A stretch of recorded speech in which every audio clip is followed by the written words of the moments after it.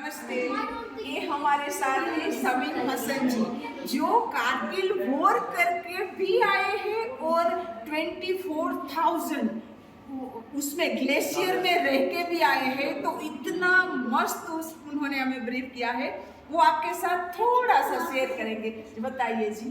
Thank you ma'am. सबसे पहले तो मैं आपको बहुत बहुत शुक्रिया बोलता हूँ क्योंकि आपने मुझे थोड़ा ही कम समय में आप लोगों को ये बोलने का मौका दिया। तो मेरा नाम शमीम हुसैन है। तो मैं आर्मी में 22 ईयर सर्विस करने के बाद आर्मी से मैं रिटायर्ड हूँ। तो मुझे यहाँ पे अभी रिटायरमेंट होने के बाद मुझे यहाँ पे 14 कॉर्प्स की तरफ से यहाँ पे as a guide and tour के लिए यहाँ पे रखा हुआ है। तो मैं सभी जितना भी यहाँ पे टूरिज्म आता है तो उनको मैं यहाँ पे गाइड करके मैं यहाँ पे भेजता हूँ। तो उनको बहुत अच्छा लगता है कि किसी किसी को यहाँ पे पता होता है और किसी को यहाँ पे पता नहीं होता है। तो यहाँ पे आने के बाद यहाँ आर्मी जो है क्या काम करता है उसके बारे में मैं यहाँ पे ज़्यादा से ज़्यादा बताता हूँ। हमारा मेन मकसद जो है बच्चों को यहाँ पे जो आता है तो उनको यहाँ पे ग्लेशियर के बारे में बताना होता है। ग्लेशियर एक ऐसा चीज़ है मैम जो आप लोगों को मैं अभी बता दूँगा, जो मैंने पहले भी बता दिया।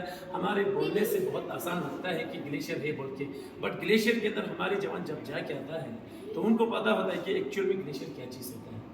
तो वहाँ का टेम्परेचर जो होता है मैम अभी समर सीजन में कम से कम -30 डिग्री तक रहता है और दिसंबर में हमारा टॉप सीजन जो होता है, पीक जो सीजन विंटर्स का होता है, उस दौरान सियाचिन ग्लेशियर का टेम्परेचर जो रहता है वहाँ पे -60 डिग्री टू -70 डिग्री तक भी जाता है। तो उस इलाके के अंदर हमारे सोल्जर्स जो है कम से कम एक दिन या एक हफ्ते के लिए नहीं जाते, कम से कम वहाँ पे 3 महीने का टर्नओवर होता है। तो एक बटालियन को कम से कम 1 साल का टर्नओवर होता है। उस 1 साल के अंदर हमारे जवानों को कंप्लीट उसको रोटेशन करते रहता है। तो कभी कभी वहाँ पे ज़्यादा बर्फबारी होने की वजह से या ज़्यादा उसका हाइट बढ़ने की वजह से, हाइट बढ़ने की वजह से 25,000 फीट के ऊपर जब होता है तो उस वक्त वहाँ पे ज़्यादा बर्फ गिरने की वजह से 3 महीने की जगह कम से कम 5-6 महीना भी वहाँ पे तैनात होता है। बट हमारे जवान उस चीज़ को नहीं देखते कि वहाँ पे ज़्यादा हाइट है, वहाँ पे ज़्यादा टेम्परेचर है। इस देश की सुरक्षा के लिए 24 घंटा वहाँ पे तैनात होता है, because nation is always first. तो सबसे पहले देश आता है, इस देश से बढ़ के कुछ नहीं होता है। तो रहा कारगिल वार, आप लोगों को सभी को पता है कि कारगिल वार कैसे हुआ था। ये कारगिल वार जो है 1999 में पाकिस्तान के साथ वार हुआ था, जो कारगिल के अंदर वार हुआ था। कारगिल के अंदर लगातार 3 महीना युद्ध चलते हुए हमारी ज़मीन को बचाने के लिए हमारे आर्मी के जितने भी जवान हैं अपने देश को बचाने के लिए, अपने देश को ज़मीन को वापस लाने के लिए कम से कम 3 महीना युद्ध चला। उस 3 महीने के अंदर हमारे 527 जवान यानी कि 527 जवानों ने इस देश के लिए कुर्बान हुआ और अपना 134 किलोमीटर वापस आके अभी हम अपने आसानी से हम अपने चैन से हम लोग वहाँ से जा सकते हैं। हम लोग आपस में आराम से वहाँ पे बैठ के देख भी सकते हैं कि तोलोलिंग क्या है, टाइगर हिल कहाँ पे है। नहीं तो पहले वहाँ पे ऐसा चीज़ नहीं था।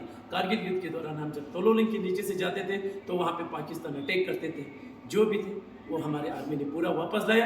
अभी हम लोग वहाँ पे अच्छे से जा सकते हैं। ये था मैम आप लोगों को कारगिल के बारे में था, और ये था आप लोगों को ग्लेशियर के बारे में जो आप लोगों को इन शॉर्ट मैंने 5 मिनट के अंदर फुल्ली आप लोगों को किया। अगर आप लोगों को ज़्यादा वो करना है तो आप लोगों को कंप्लीट ब्रीफिंग करना पड़ेगा।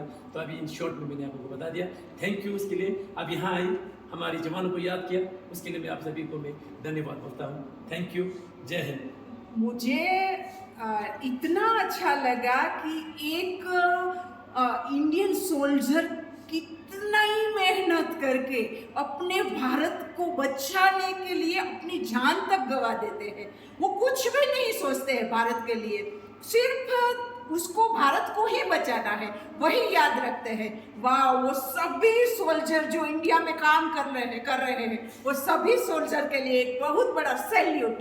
भारत माता की जय। नमस्कार। नमस्कार। Thank you.